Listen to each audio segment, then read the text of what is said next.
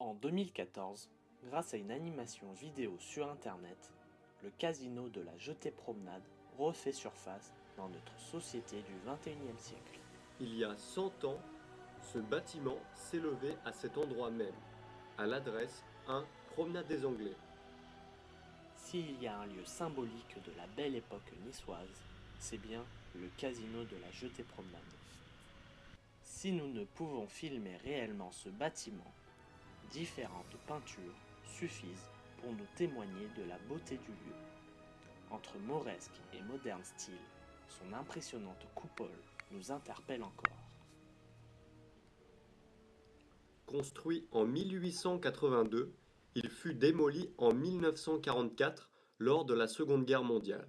Et pourtant, 50 ans après sa disparition, il porte une vive nostalgie aux plus anciens.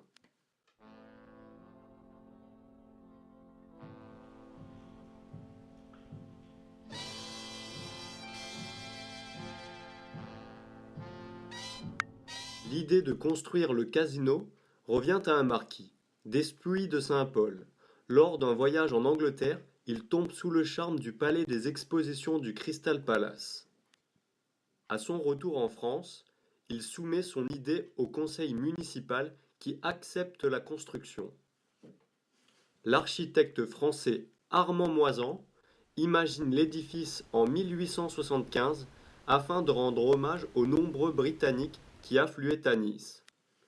Monsieur Moisan s'inspire lourdement de la Jetée de Brighton, un complexe de loisirs situé en Angleterre et toujours à l'heure actuelle sur ses pilotis. Le casino de la Jetée-Promenade, du haut de son style empire, est lui aussi perché sur l'eau grâce à de nombreux pilotis qui maintiennent son poids. Une forte luminosité éclaire la salle principale. À l'époque, la presse s'enthousiasme devant les nombreux loisirs permis dans ce lieu. Concerts, théâtres, kiosques à musique, salons de lecture, cafés. Le casino, de par son affluence quotidienne, est un véritable succès. Les visiteurs apprécient le climat et s'adonnent à de longues journées d'oisiveté.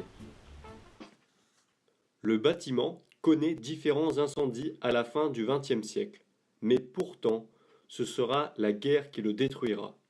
D'abord camp de blessés surnommé American YMCA pendant la Première Guerre mondiale, il est démantelé en 1944 sous l'occupation allemande, afin de récupérer les milliers de tonnes d'acier propices à la construction d'armes.